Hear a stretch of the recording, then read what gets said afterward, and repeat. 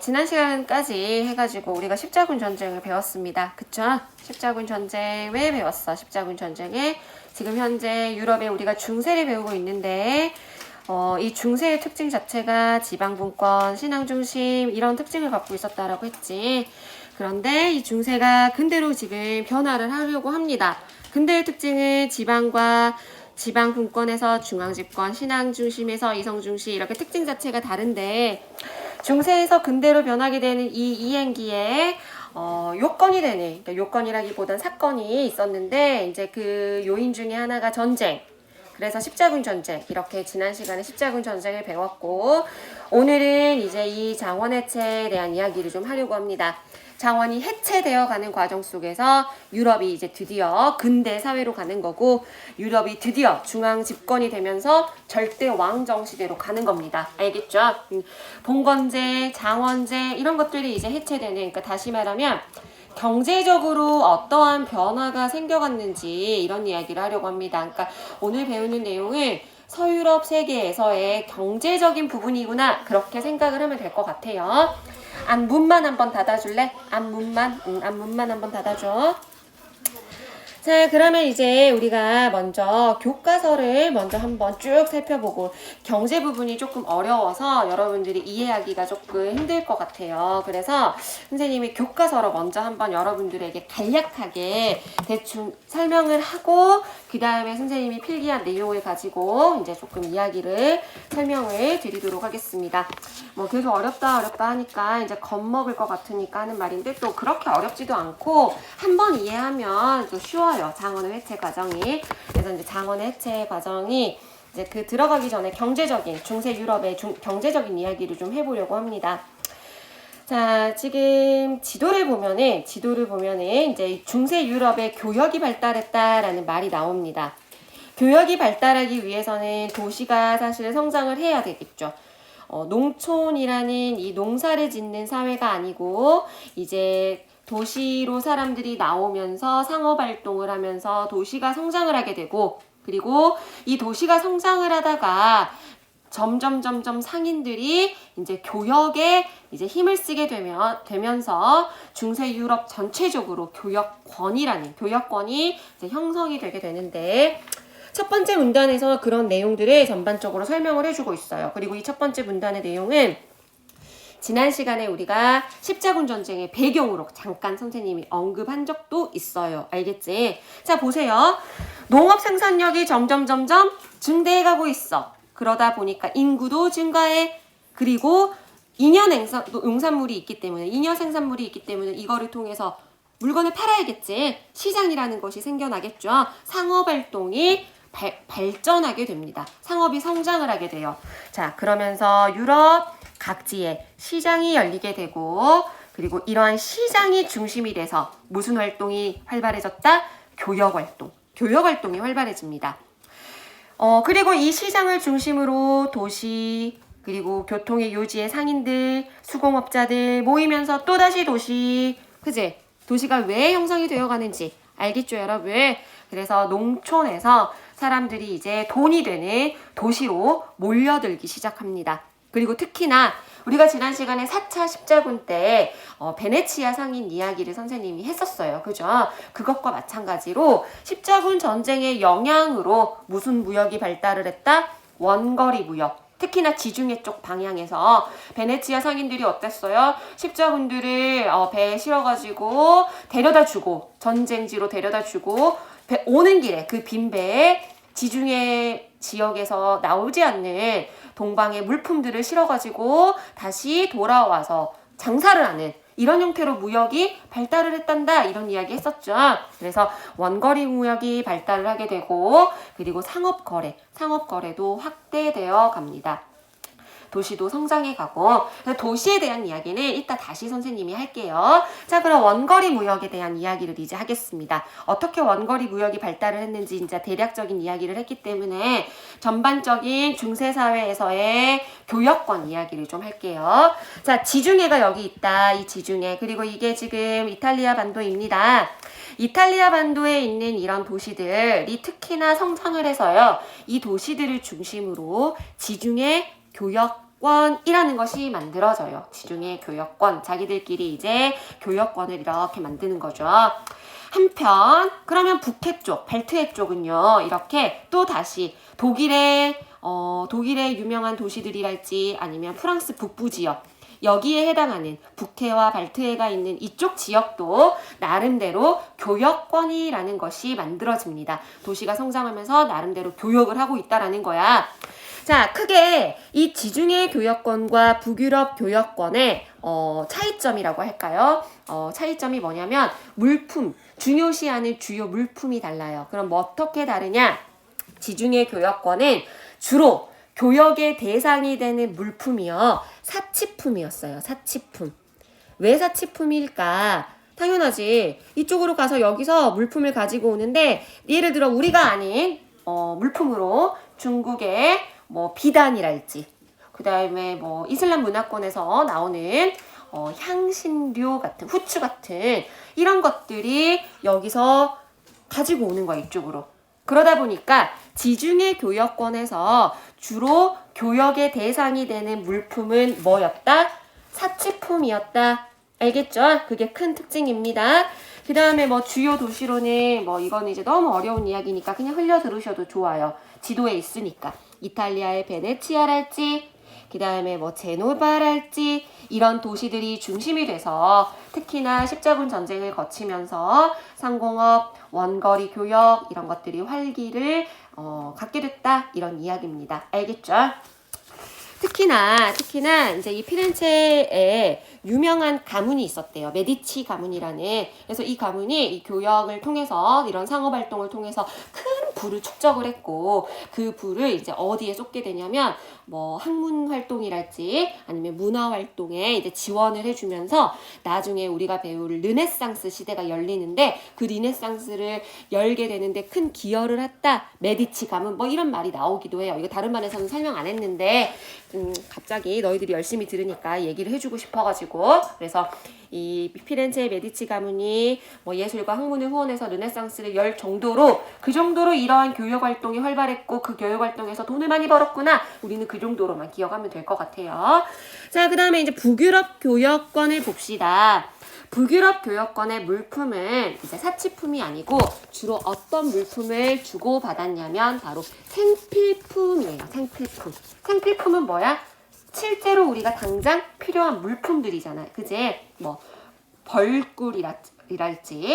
아니면 뭐 모피랄지 뭐 이런 물품들을 실제로 이 북유럽 교역권에서는 이렇게 주고받았다라고 합니다. 알겠죠? 그래서 이제 뭐 대표적인 교역의 물품으로 뭐 모피, 그다음에 꿀벌, 벌꿀이지. 꿀벌을 주고받으면 안 되겠지. 미안해. 글씨도 못 읽어, 선생님은 이렇게. 글씨도 못 읽어. 벌꿀, 뭐 생선, 그다음에 곡물이랄지, 모직물이랄지, 약물랄지. 그러니까 실제로 이제 진짜로 물품들을 보면은 생필품이었다라는 것을 이제 알 수가 있고, 이제 여기서 이제 이걸 다 알 필요는 없지만 중요한 건 이건 것 같아요. 자, 특히나 지역들을 한번 살펴봅시다. 리베크랄지 함부르크랄지 이쪽 지역은 독일이에요. 북부 독일 지역입니다. 그러니까 이 지역이 이제 중심이 돼서 이제 한자동맹이라는 거를 결성을 했는데, 자, 이게 이제 중요해요. 한자동맹을 결성을 했다. 바로 이 동맹이 과연 무엇이냐? 그때 당시 독일은요, 치안이나 그 다음에 뭐 자치 활동에 있어서 도시 간의 동맹을 맺는 경우가 대단히 많았다라고 합니다. 이유는 많아요. 이유는 이제 여러 가지가 있는데 대표적으로 여러분들이 기억해야 될 이유 중에 이 독일은요, 왕권, 그러니까 왕이라고 하면 안 돼. 사실은 황제야. 왜냐면 신성 로마 제국이 세워졌거든. 명목상 신성 로마 제국의 황제라고 불리우는 그 황제의 권력이 이름은 황제인데요. 힘이 너무 약했어요. 힘이 대단히 약했습니다. 한마디로 반대로 왜 누구 세력이 컸기 때문에 지방 봉건 영주 세력이 강성했다라고 해요. 그래서 이름만 황제였지 사실은 황제의 권력이 너무나 약했어요. 그러다 보니까 자치적으로 도시에서 영주들이 살아남아야 돼. 그러니까 자기들끼리 동맹을 딱 맺은 거예요. 그 동맹이 바로 한자동맹입니다. 알겠죠? 그리고 이 한자동맹은 경제적인 이득을 위해서도 동맹을 맺었지만 군사적인, 방금 말한 것처럼 군사적인 자신들의 보호를 위해서도 자기들끼리 이렇게 동맹을 맺었어요. 알겠죠? 그래서 이 한자 동맹을 13세기에서 17세기까지 지속됐던 동맹이고, 물론 15세기 이후쯤이 되면 이제 쇠퇴합니다. 이 동맹에 거의 이제 활동이, 북유럽 상인들의 활동이 이제 활발하지 않아지는데, 어쨌든 이 한자 동맹이 대단히 유명한 동맹이고, 그 이유, 독일의 특수성을 여러분들이 조금 머릿속에 염두에 주셨으면 좋겠어요. 알겠죠? 자, 그래서 이렇게 이제 북유럽 교역권은, 그 다음에 이 얘기를 해야 돼요. 자, 플랑드르 지방. 여기 보세요. 여기 플랑드르 지방 여러분 보이시죠? 지금 이제 이쪽은 독일이지만요. 이제 이쪽은 여러분 프랑스예요. 프랑스입니다. 근데 플랑드르 지방에서는 뭐가 나왔느냐? 모직물이 대단히 유명했대요. 근데 내가 왜 지금 이 이야기를 하느냐? 나중에 우리가 백년 전쟁을 배울 겁니다. 이 백년 전쟁이라는 것이 사실은 영국과 프랑스 사이에 왕위 계승 문제를 가지고 100년 동안 전쟁을 치르는 역사적으로 대단히 의미 있는 전쟁인데, 이 전쟁의 이유가 사실은 왕위 계승 문제라고 이제 이게 원인은 두고 있지만, 사실은 모든 전쟁은 선생님이 뭐 때문에 일어난다라고 했어요? 돈 때문에 일어난다라고 했지. 사실은 이 지역 때문에 일어났어요. 이 지역. 이 플랑드르 지방이 돈이 되는 지방이거든. 그래서 여기서 이 지방을 가지고 전쟁이 일어났을 정도로 이 지방은 가치가 있는 지방이었는데, 왜 가치가 있었냐? 여기에 뭐가 유명했기 때문에? 바로 모직물이 유명했기 때문에. 그래서 결론만 이야기를 다시 하자면, 이 북유럽 교역권에서는 대체적으로 어떤 물품들이, 생필품들이 교역의 대상이 되었다. 지중해 교역권과는 어때요? 다르죠. 지중해 교역권은 어떤 물품이었어요, 여러분? 바로 사치품. 알겠지? 이제 북유럽 교역권의 특징과 지중해 교역권의 특징을 여러분들이 이제 이해하셨어요. 자, 그런데 왼쪽에 이 그래프가 아니고 이거 뭐라고 해야 되니? 도표를 한번 봐보세요. 이 도표. 여기에 쌍파뉴 전기시장이라는 게 나옵니다. 화살표가 막 되어 있어. 그지? 대충 북유럽 교역권과 지중해 교역권의 이 쌍파뉴 전기시장이 이렇게 교역을 시켰구나 라는 거를 우리가 볼 수 있어요. 실제로 그랬습니다. 뭐냐면 이 쌍파뉴 지방이라는 지방은 바로 여기 프랑스의 쌍파뉴 지방이 있었는데, 이곳에 프랑스 북서부에 이제 위치한 지역입니다. 처음에는 그냥 물물 교환의 형태로 이렇게 왔다 갔다만 하다가 이곳에 쌍파뉴 백작이 이제 어떻게 보면은 이제 잘 운영을 한 거죠. 여기다가 시장을 만들어요. 전기시장이라는. 그래서 이 쌍파뉴 전기시장이 이제 점차 이제 지금 이렇게 보면 될 것 같아요. 정말 체계적으로 오늘은 이 물품을 이 도시에서 팔겠습니다. 시장이 열립니다. 또 내일은 이 도시에서 이러한 물품을 주고받는 시장을 열겠습니다.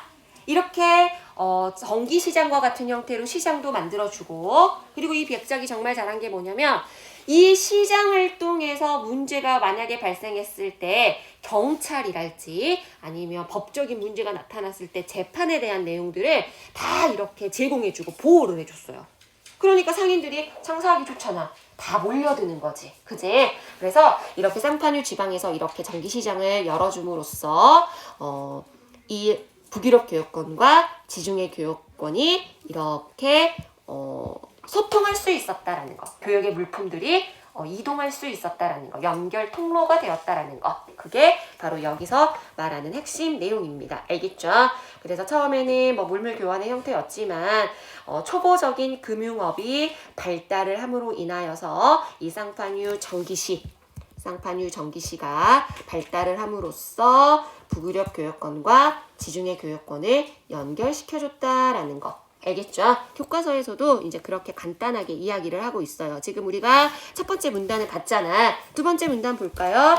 베네치아, 제노바와 같은 지중해 무역권에서는 동방무역 이런 걸로 번영을 누렸대요. 그리고 북유럽 쪽, 북해나 발트해가 있는 한자 동맥이 있는 북유럽 교역권, 이 두 무역권을 연결시켜주는 지중해와 북유럽 둥근과를 연결시켜주는 뭐가 쌍판유 전기시장이 형성되었다. 이렇게 나와 있습니다. 알겠죠? 그래서 이 문단도 여러분들이 뭐 어렵지 않게 이해를 하셨을 거라고 이제 믿고 넘어가겠습니다. 자, 그럼 이제 도시에 대한 이야기를 좀 해볼게요. 도시. 아까 우리가 교역권에 대해서 전선생님이 설명을 하기 전에 도시의 성장에 대해서 간단하게 설명을 했어요. 이제 도시가 성장을 해 가는구나. 상공업이 발달을 해서 상업이 발달을 해서 도시가 생성이 됐구나. 여기까지는 이해를 했어. 그치? 자, 그런데 이제 처음에 중세 도시는요. 영주의 지배를 받았대요. 그런데 이제 이게 시간이 점점 커가면서 도시민들이 자치적으로 자기들을 보호하기 위해서 하나의 모임을 만드는 거야. 모임을 만들어가지고 그 사람이 이제 모임을 만드니까 힘이 어떻게 죠? 강해졌겠지. 그래서 이 힘을 가지고 영주에게 대항해요. 야, 간섭하지 마. 우리에게 자치권을 달라. 그러면서 영주에게 자치권을 얻어내는 그런 모습을 보입니다. 알겠죠? 자, 그럼 봅시다. 지금은 이런 거라고 생각하면 될 것 같아요. 지금도 우리가 사장님이 있으면 사장님 아래서 여러 노동자들이 일을 하는데 노동자들이 옛날에는 인권이 정말 유린되는 모습들이 많았죠. 막 노동자들 막 밥도 제대로 못 먹고 일하는 시간도 엄청 오랫동안 일하고 돈도 별로 안 주고 그런데 이제 노동자들이 서로 야, 우리 뭉치자 그러면서 조합을 만들잖아. 그지? 그래서 이 노동조합의 대표장들이 사장님 딱 찾아가가지고 뭐 휴게 시간 주라, 밥 먹는 시간 이렇게 해주라, 돈도 좀 임금도 올려주라 이러면서 막 타협하잖아요.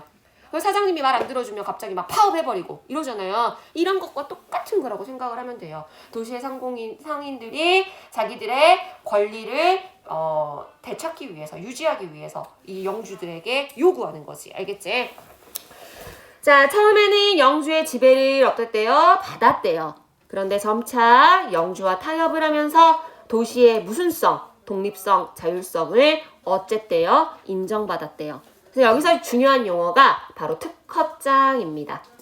일정한 돈을 지급을 딱 하고 특허장을 얻거나 아니면 그냥 무력으로 자치권을 획득하기도 하고 각각 다른 여러 가지 방법을 통해서 이제 중세 도시들이 자치권을 얻어 나가는데 특허장이 뭐냐? 여기 이런 뭐 사진도 있어요. 뭐 특허장을 받는 시민들 해가지고 특허장이라는 것은 뭐냐? 대충은 이제 여러분들이 조금 눈치를 채셨을 거예요.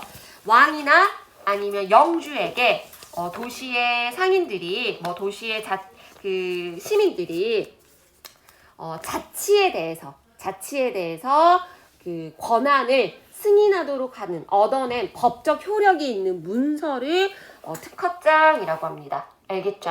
다시 얘기하면 중세 유럽에서 국왕이나 영주가 도시의 자치에 대한 여러 권한을 승인한 문서 그러니까 도시민들이 시민 자치를 위한 법적 근거를 이제 마련을 한 거죠. 우리도 지금 뭐 어떠한 계약을 하더라도 구두 계약보다는 법적인 효력이 있기 위해서는 어때요? 실제로 문서를 작성해서 막 사인하고 이렇게 하잖아요. 그러니까 그렇게 실제로 서류상으로 뭔가 법적 근거를 마련했다라는 거죠. 알겠지? 그래서 이러한 무력인 방법이거나 아니면 돈을 주고 사거나 등등등의 여러 가지 방법을 통해서 타협을 하기도 하고 이러면서 영주로부터 자치권을 얻어냈다라는 거. 그 다음에 이제 두 번째 중요한 용어는 바로 길드라는 용어입니다. 이 도시민들은 공동의 이익이나 안전을 도모하기 위해서 선생님이 아까 하나의 공동체 모임을 만들었어 라고 말을 했죠. 그 모임의 이름이 바로 길드입니다. 길드. 알겠죠? 처음에는 누가 길드를 만들었을까 얘들아? 당연히 상인들이죠. 그치? 상인들이요. 자신들의 독점권을 확보하고 그리고 자기들 모임 안에서도 규제를 하기 위해서 우리 조선시대 때도 이런 보부상들의 모임 뭐 이런 거 있었잖아요. 그거랑 비슷합니다. 그래서 상업활동도 규제하지만 자신들의 이익과 안전을 위해서 그리고 특히나 자치권을 얻는데 앞장선 그 모임이 바로 길드이고 이 상인 길드뿐만 아니라 시간이 지나면서 뭐 수공업자 길드 이렇게 수공업자 길드도 만들어지고 등등등 이런 식으로 도시에 중세 도시 하면은 같이 꼭 따라와야 할 핵심 용어가 바로 길드입니다. 길드. 알겠죠? 그 다음에 문화, 중세 문화도 여러분들이 이제 교과서로만 시험 범위에 들어가서 이제 읽어보셨겠지만, 대학이 처음 만들어질 때도요, 이 길드를 통해서 학생 조합, 뭐 교수 조합, 이런 식으로 이러한 길드가 만들어지면서 결국에는 막 대학도 만들어지고 이랬다라고 여러분들이 기억을 하시면 좋습니다. 자, 그래서 우리가 여기까지 해서 도시가 어떻게 성장을 했고, 도시가 길드가 형성이 됐고, 그리고 교역권이 이런 식으로 만들어졌구나까지 우리가 배웠어요. 자, 오늘의 하이라이트는 사실 이거야. 제일 어려운 게 바로 이겁니다. 바로 장원제와 농노제가 이제 해체되는 이것에 대해서 우리가 이제 공부를 좀 하셔야 돼요. 장원제와 농노제. 이거는 사실은 어렵진 않은데 장원제의 해체나 농노제의 해체가 우리가 이제 딱 그 수학 공식적으로 1, 2, 3 원인 이거야 딱 이래버리면 쉬운데, 사실은 여러 가지 이유가 복합적으로 작용을 해서 장원제, 농노제가 해체돼요. 그러니까 그 과정이 이것도 원인이 되고 저것도 원인이 되고, 또 원인이라는 것이 뭐 원인 결과 이렇게 되는 것이 아니고 서로가 원인이 되고 영향을 줘가지고 이런 결과가 만들어지거든요. 그래서 우리가 먼저는 교과서를 먼저 간단하게 한번 읽어보고, 그리고 나서 제가 다시 한번 정리를 해드리겠습니다. 알겠죠? 자, 십자군 전쟁이 이후에 원격지 무역이랄지 상공업이 발달을 함으로써 지금 우리가 도시가 성장했다라는 것까지 배웠어. 도시가 성장을 했다라는 거는 상인들이 장사를 한다라는 거잖아. 장사를 하려면 뭐가 필요하니? 돈이 필요하죠? 화폐가 필요해요.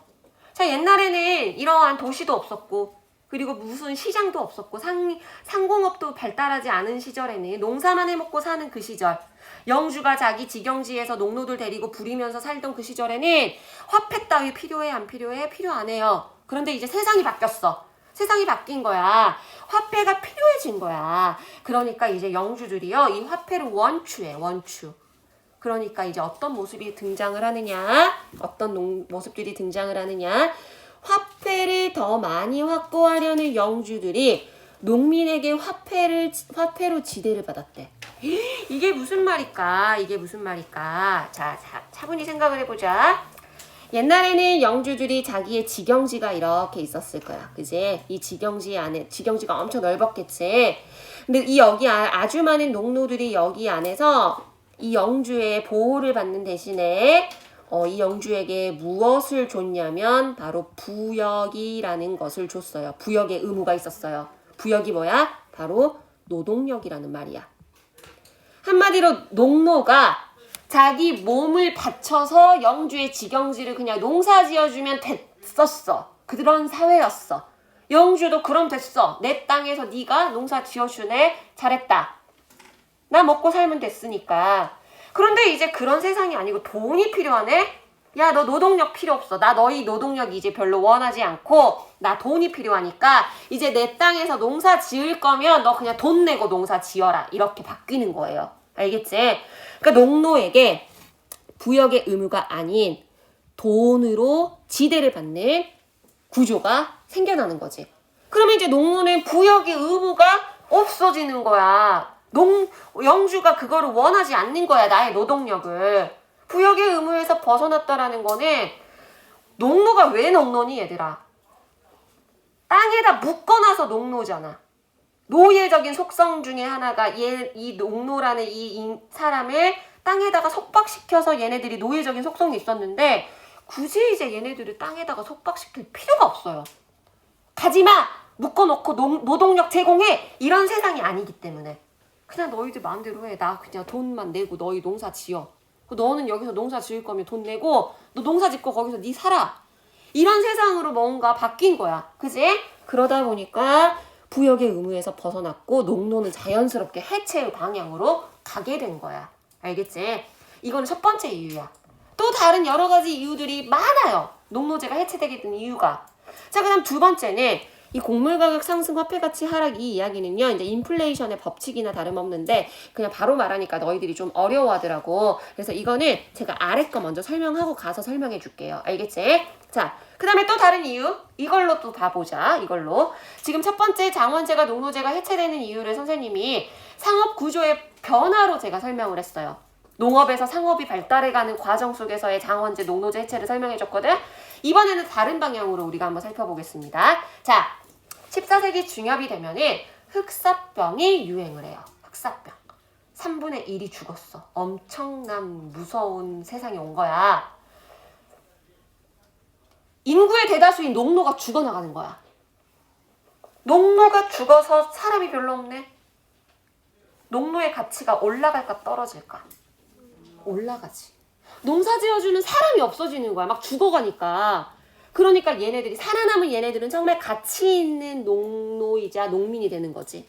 그지? 그러다 보니까 유럽의 인구가 3분의 1 이상이 줄어들자 노동력이 부족해졌고 영주들은 가치가 높아졌기 때문에 처우를 개선해 줄 수밖에 없어요. 가지마, 내 땅에서 농사 지어라. 야, 여기서 농사 지어라. 돈 좀 더 줄게. 이렇게 바뀌는 거야, 세상이. 그래서 영주들은 농민의 처우를 개선해주고 또 아까 말한 것처럼 농노 신분에서 해방이 돼서 해체되는 과정은 또 여기서 말한 것처럼 이렇게 되어가고 있고 이런 세상이 온 거죠. 그럼 봐봐, 다시 여기로 가서 다시 얘기하자. 자, 곡물 가격 상승. 곡물 가격이 왜 상승했을까? 이 상황 속에서 지금 곡물 가격이 왜 상승했을까? 자, 이렇게 생각하면 돼. 땅에서 농사 짓는 사람이 농노잖아. 얘네들의 임금이 올랐잖아, 지금. 얘네들의 임금이 올랐으니까 얘네들을 통해서 곡물이 나왔을 때 이 곡물의 가격이 올라가겠어, 내려가겠어? 올라가지. 투자 비용이 올라갔으니까. 그래서 이쯤이 되면 흑사병이 막 유행하고 막 화폐가 중요해지고 이런 사회가 오면서 공통적으로 곡물의 가격이 올라가는 모습을 보여요. 곡물의 가격이 올라가면 화폐 가치는 하락합니다. 이건 인플레이션의 법칙이야. 또 갑자기 이해가 안 되는 사람이 있어. 그치? 자, 이렇게 생각하면 돼. 내가 옛날에는 뭐 20년 전에는 500원짜리 하나만 들고 슈퍼마켓에 가도 새우깡을 살 수가 있었어요. 너희 그런 세상에 살았니? 아니야?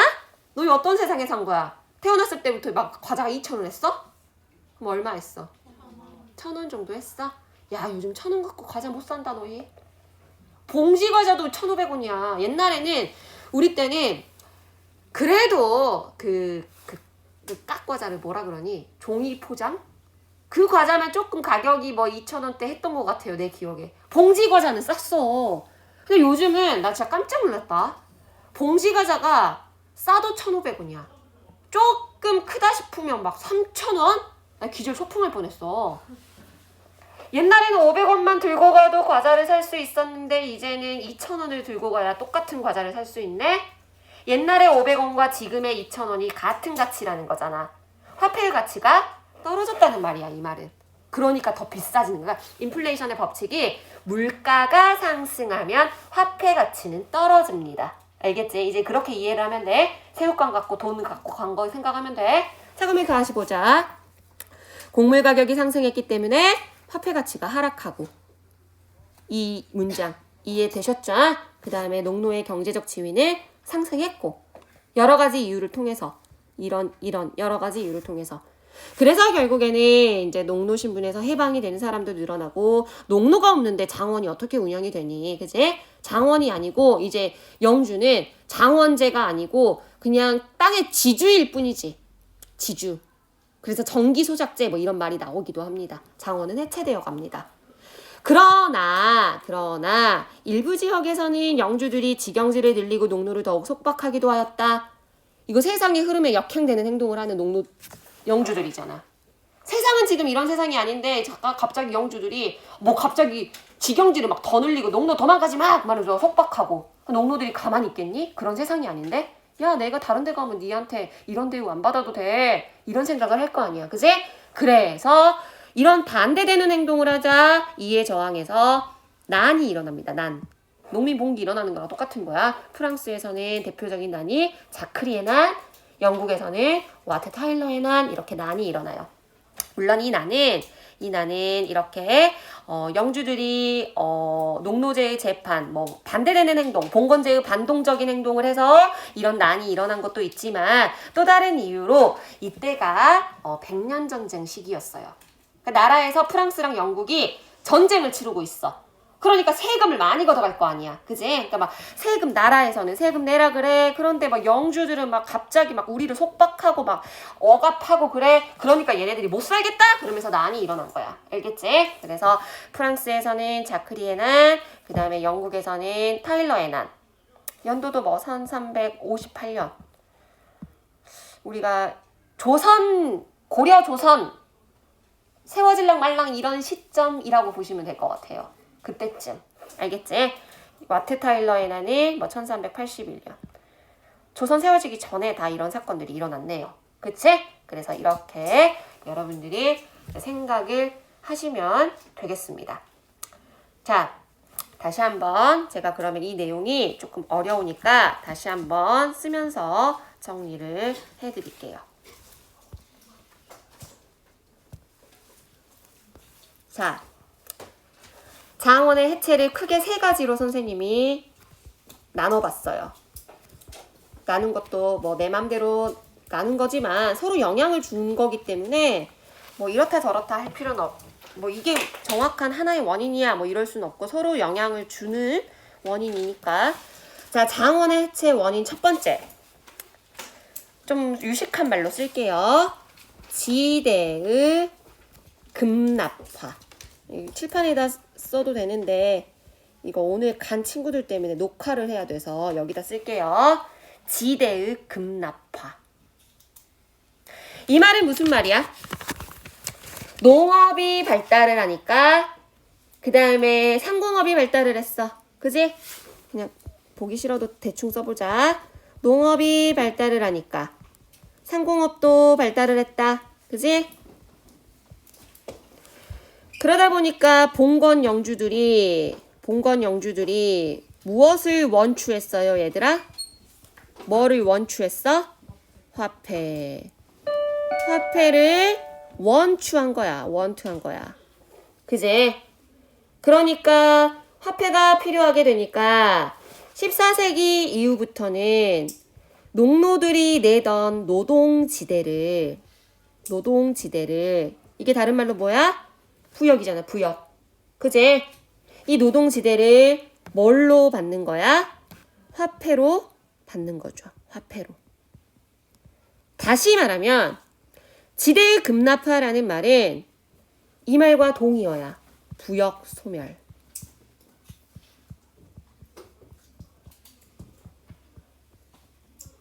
부역이 없어지고 돈으로 냈으니까. 같은 말이지? 같은 말이에요. 이게 장원의 해체의 첫 번째 이유예요. 그제? 부역이 소멸되면서 그거를 돈으로 냈다 한다. 그 다음에 두 번째 장원의 해체 이유는 경영 형태의 변화입니다. 사실은 첫 번째랑 같은 말이야. 같은 말인데 그냥 구별해 놓은 거야. 경영 형태가 어떻게 변화했어? 경영 형태의 변화.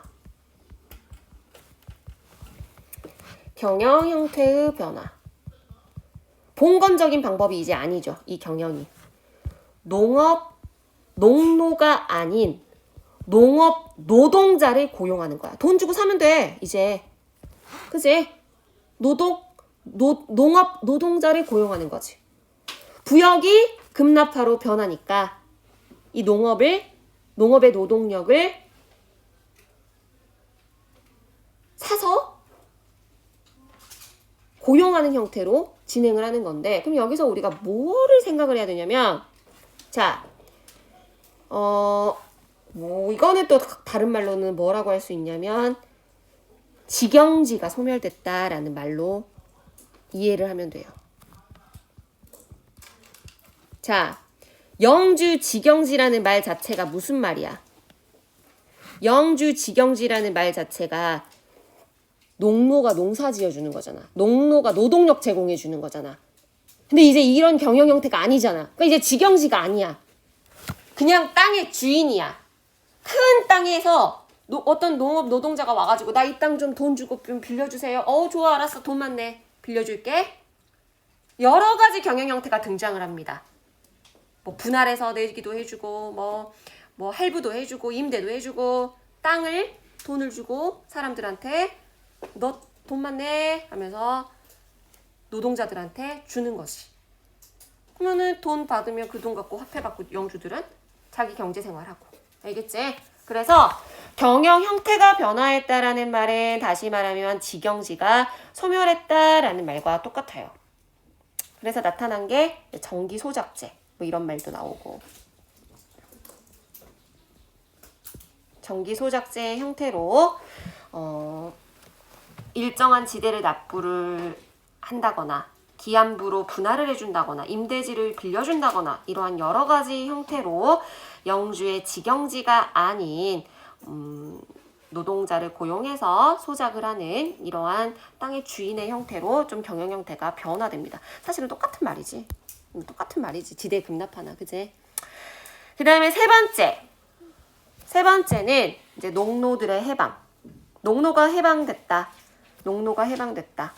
그러니까 장원이 해체되는 건 당연하지. 농노가 없으니까 다 똑같은 말이지만 농노의 해방.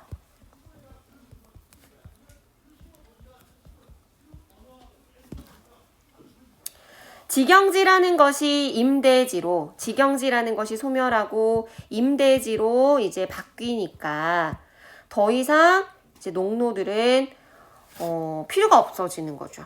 그래서 여러 가지 이유이겠지만 뭐 영주가 자발적으로 너 농노 필요 없어 너 가거라 해서 자발적으로 해방이 되는 경우도 있었을 것이고, 아니면 뭐 농민들이 요구를 하는 뭐 이러한 압력에 의해서도 농노가 해방되었을 것이고, 여러 가지 이유에 의해서 형태는 다양하겠지만 어쨌든 이렇게 농노들이 해방을 하면서 장원은 해체가 되었을 것이다 라는 거죠. 그 다음에 여기에서 뭐 흑사병이라는 이야기는 조금 빠졌지만 또 그렇게도 우리가 이야기를 진행해 나갈 수 있어요. 교과서에도 잠깐 언급이 됐다시피 흑사병이 유행을 하니까 전 인구의 3분의 1이 감소를 했네. 그러니까 장원제가 변화를 해야 돼. 왜? 인구가 부족해지거든. 그러면 농업 노동자가 부족해지거든. 그러면 농노의 임금이 상승하거든. 그지? 그럼 농노의 임금이 상승하니까 곡물의 가격이 올라가거든. 곡물의 가격이 올라가니까 화폐의 가치가 하락하는 그러한 모습들도 보였고, 그 다음에 농업 노동력이 부족을 하니까 막 임금도 상승할 뿐만 아니라 처우도 개선해지려고 노력을 했고, 농노들은 장원을 이탈해. 조금만 못해줘도 너 필요 없어. 나 저기 갈 거야. 농노들이 장원을 이탈해준다라는 거는 부역을 통해서 더 이상 영주들이 직영지를 운영하는 것 자체가 불가능해진다라는 말도 되겠죠. 영주 자체도 화폐가 필요하고 여러 가지 이유에서. 그래서 결국에는 영주들의 농노들의 서로의 요구사항에 의해서 부역은 폐지되고 화폐가 납부하도록 하는 이러한 영향이 장원의 해체, 농노의 해방, 이러한 결과로 귀결시켜줬다라는 거. 진짜 이유가 다양하지만 사실은 하나잖아. 서로 영향을 주고받은 거잖아. 그치? 그래서 이렇게 이해를 하시면 되겠습니다. 어렵지 않지? 자, 그래서 이렇게 정리를 하시면 될 것 같고, 자, 쓰는 시간을 드릴게요. 뭐부터 보여줄까? 안 본 거 있나, 우리가? 우리가 안 본 거 없는 것 같아. 안 본 거 없고, 이거는 다음 시간에 다른 반들 보여줄 내용인데, 다음 시간에 정리할 때 한 번 더 보여드릴게요. 자, 여기서부터 쓰세요. 잠깐만. 그 원격 듣는 애들 여기 한번 찍어주라고. 여기 찍어서 지들이 멈춰놓고 보면 되겠지. 이렇게. 자, 여기서부터 쓰세요.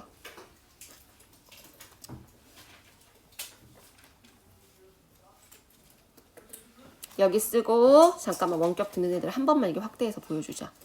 여기 쓰고, 이거 여기 쓰고, 그 다음에 여기 쓰고, 이렇게 하면 되겠지. 자, 이렇게 되겠습니다. 자, 됐어. 원격 꺼버리자.